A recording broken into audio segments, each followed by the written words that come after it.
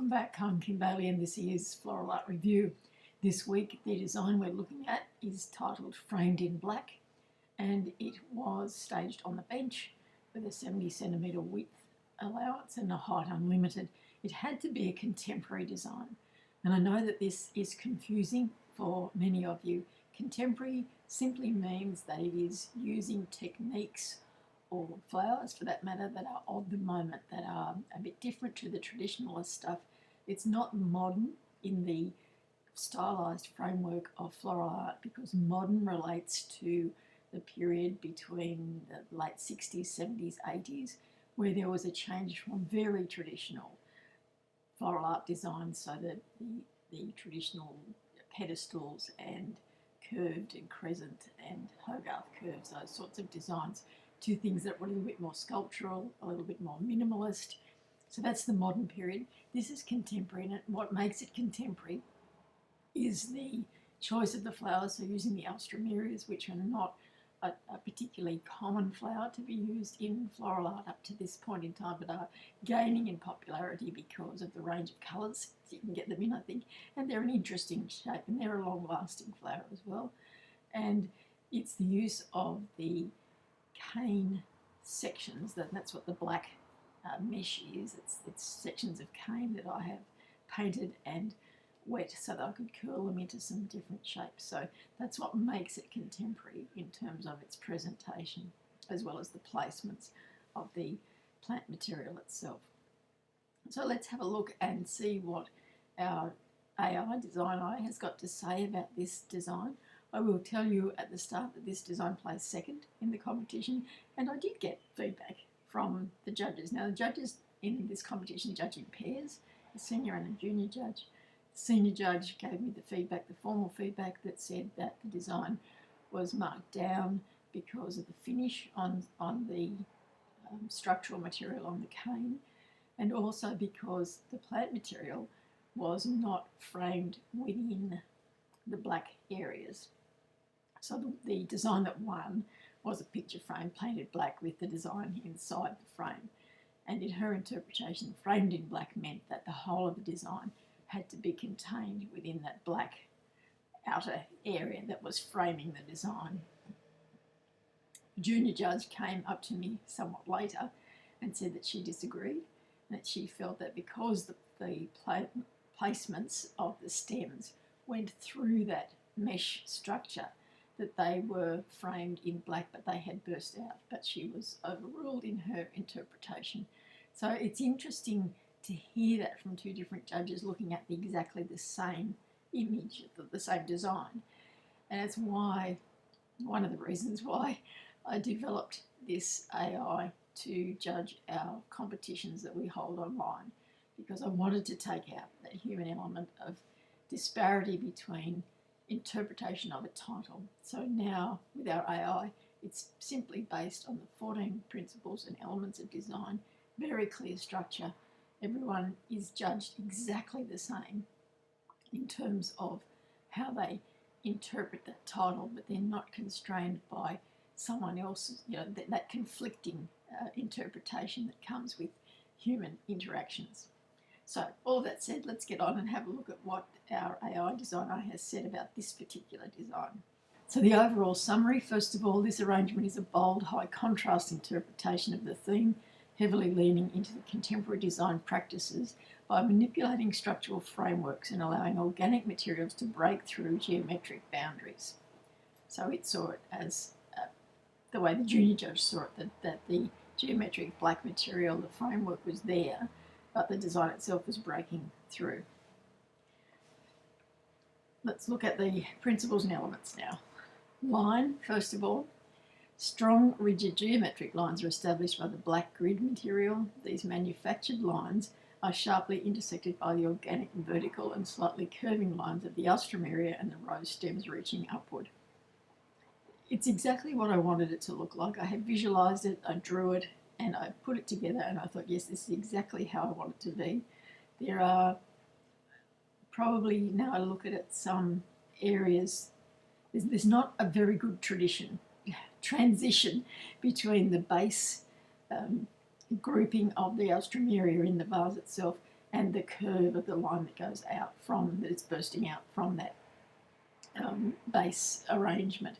And the rose, I know there's another rose in it further down, but the single rose just looks a little bit lost in the, it is most definitely framed in black because it's within the confines of the surrounding black material. But I probably would think a little bit more about what sort of a line was I creating. I mean, I've got a curved line and I've got flat lines. I've got the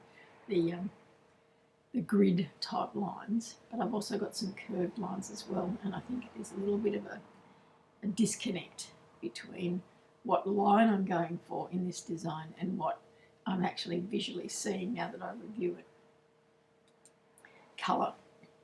The design utilises a powerful, dramatic and high-impact colour palette. The stark black of the container and grid creates a deep void that makes the vibrant warm red-orange of the flowers visually pop. That's exactly what I wanted. Because it was black, I knew that I wanted something that would really contrast highly with that black colouring. So it was going to be orange or it was going to be yellow, just to get that really dynamic contrast between the two colours in a design. And not much else, nothing to distract you from those two major colour components. Form. There is a distinct juxtaposition of forms, the cubic base and the cylindrical arched structure of the grid provide a rigid industrial silhouette. The flowers provide soft, natural and irregular forms that push through and soften the rigidity. And that's probably where I'm struggling. As I said earlier, it's about the form, it's the shape that the design is creating. I think it's just a little bit too confusing. There's not enough that says this is this form and we'll repeat this form, or this is one form and another form. I'd just like it to be a little bit more cohesive in terms of form. Texture. The smooth glossy finish of the square ceramic base contrasts with the matte wire-like texture of the grid. Botanically, the soft velvety petals of the roses and the ruffled edges of the Alstroemeria offer a delicate counterpoint to the hard industrial materials. There is a contrast in textures, but it's not a contrast of rough and smooth. It's a contrast of smooth matte, smooth glossy, and then there's the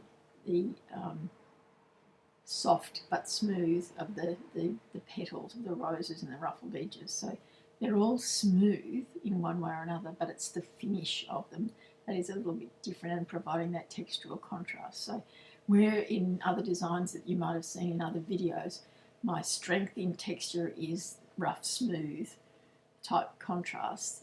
In this one, there's a range of textures, but they're all in the smooth category. So they're smooth glossy, smooth matte, or smooth velvety, so soft. Yep. Interesting in comparison to the others. Space. The manipulation of space is the driving force of this contemporary piece.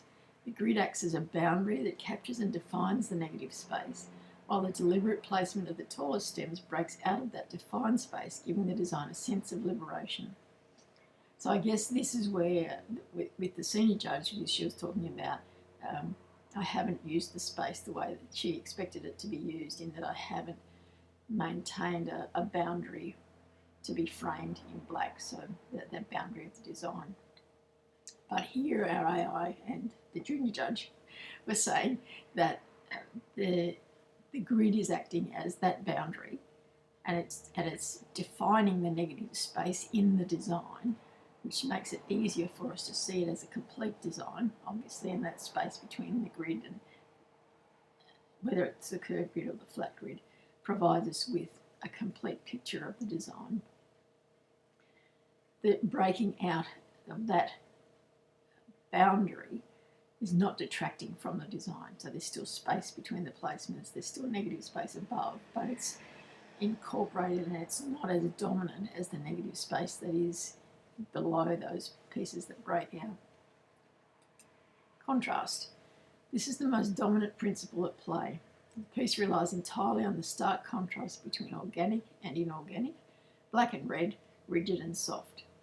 So where in the past, as I mentioned earlier, texture was always my go-to feature in terms of the principles and elements of design. In this design, contrast is the thing that is the outstanding principle at play.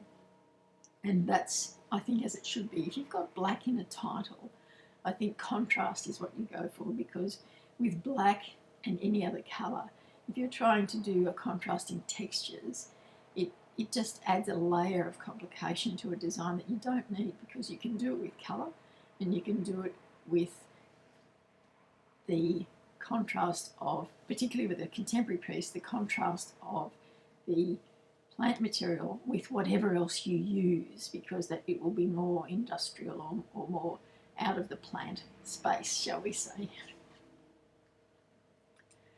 Dominance in the focal area. The dense cluster of blooms tucked low inside the container acts as the focal area, establishing a strong visual anchor. The single tight red rosebud, positioned slightly above this mass, serves as a brilliant transitional focal point, drawing the eye up toward the escaping stems. I have to say I don't agree with this. I don't think it's brilliant, shall we say. I don't think it's a brilliant transitional focal point. It's certainly a focal point because it's slightly redder than the oranges in the Alstroemerias, although there is some red in them as well. But as I said right at the beginning, I think that it doesn't create the right line. And had I had a spiral that reflected the spiral of the Alstroemerias, or if I had the roses in between the placements of the Alstroemeria as they branch out away from that base area, that might have helped it, although it might have made it too blank on one side, too heavy on one side, and too plant material heavy on one side and space heavy on the other side. So that might be something that I'd play around with. I'm not as... I agree that the base part is a good focal area, but it's drawing you up and away from that focal area that I need to work on a little bit more in this design. I shouldn't put my hands in front of the screen. Balance. The design utilises asymmetrical balance. The heavy floral weight concentrated at the base and slightly to the left is counterbalanced by the dynamic arching extension of the black grid reaching out to the right. So this is what I was just talking about, is it's getting that balance right. Even though there's asymmetrical balance, you don't want it to be too heavy, a floral weight on one side. It needs to be counterbalanced by something else, and so what I might have had to do was extend that base arrangement that's in the vase or the container a little bit further down towards the grid, and that would give me the line through that way as well, and bring the weight balance the weight a little bit more, the visual weight a little bit more through the design. Rhythm. A visual rhythm is created by the upward stepping of the floral placements, leading the viewer's eye from the dense confined base up through the structural grid to the flowers floating freely above. And that is good. And I do think when you look at rhythm that you should be able to see that red rose is not helping with the rhythm of the design. It does need to be placed somewhere else. It's going to annoy me now, like so many things do when we go through these reviews. So that's the basic principles and elements of design for this design. Let's have a look at some of the suggestions now for improving the design. The first one is foliage cleanup. In contemporary design, clean lines are paramount. Stripping the lower foliage entirely from the stems of the Alstroemeria that sit within the grid would strip away visual clutter. Leaving only the striking red blooms and clean green stems would amplify the modern minimalist feel of the structural components. I think that's very true. I think that they are, even the higher ones are a little bit distracting, in the extra leaf that's at the top there, and having just the flowers, just the stem, would give me that cleaner look to the design that I think it needs. Sort of in between at the moment. So a good suggestion. Number 2 is refining mechanics. The method used to bind the black grid together, some small silver staples, catches the light and detracts slightly from the seamless blackout effect. Using matte black wire, black zip ties trimmed flush, or black adhesive would camouflage these connection points and elevate the professional finish. And that's very true, and I think that the simplest way to fix that is to always carry a permanent marker with you in a number of colours. And had I had a black permanent marker, I could have just gone over those staples and you wouldn't see them. Or if I'd had some black paint, I could have dotted that on without having to use any of the other suggestions that are here. So that's very much something that detracts from the finish. It leaves it less than professional, and I should have lost points for that because there's no silver anywhere else. And as we discussed before, you either make it obviously part of the design or you hide it.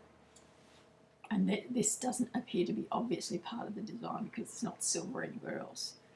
Now, if I put a few silver staples stuck to the container at the base, then I would have got away with it. But because they only appear on that grid and obviously as joins, it is a technique finish that should have been far more professional.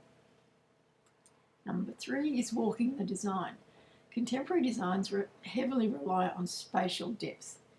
When walking the design to ensure a flawless finish, judges will look closely at how the grid integrates with the back of the arrangement, ensuring that the structural grid weaves through the back space just as dynamically as the front, and checking that there are no bald spots where the floral foam or mechanics might be visible from a rear or side angle is crucial for a cohesive presentation.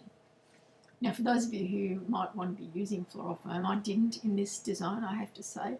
I used the grid and I just had water in the container, and that was part of the reason why I had that black grid there, so I didn't have to use the foam. But if you were wanting to use foam, you could use you can get floral foam in black, and so that would fit in with the design. Otherwise, it would have to be, you could use a wire, the scrunched up wire in there if you didn't want to use foam at all. Scrunched up wire, so it gives you that structural stability to be able to do your placements. But walking the design, I think, is a good thing for us to have in our head toolkit, regardless of what the design is, because so often we have planned a design, we think about a design, we put it together on the bench, and then by the time it's ready to be judged, we're exhausted or time's run out, and we don't have a second look. And I'm not talking about fiddling with the design, it's more about walk away, come back, and don't look at it as you're walking back. So walk into the room, close your eyes, open your eyes, look at the design, look at what you see when your head is clear from the pictures that you've been painting in your head while you've been putting it together. And you will see, had I done that with this design, I would have seen that rose was out of place. And I know that I didn't do it because I ran out of time. Even we get to do those things. So I think that this is a very important part of your journey, learning about walking your design, looking at it as though you were a judge. You know, in a previous life, I did a lot of executive recruitment, and I used to say to people preparing for interviews, pretend that you are the one asking the questions. Put yourself on the other side of the table. So in this case, it's make yourself the judge. Look at it as though you were a judge, not as though you've put it together, and see what you're seeing from someone else's eyes. And that's exactly what this AI does for us. And you can do it at any stage as well. So with that, that is our analysis for this week, framed in black. As I just said, I think that you should utilise this service that we've got here to help you look at your designs in a different way. You can see how valuable it is just doing that review and thinking about what the AI is telling you about your design in terms of the principles and elements of design, which is the basis of a good design. So if you understand those and you understand how you're using those in your designs, you're going to be rewarded by better looking designs, and if you're into competitions, better results in your competition work. So have a look at the website floralartreview.com and see how you can use the service there to help you in your floral art world. I'm Kim Bailey, and this is Floral Art Review.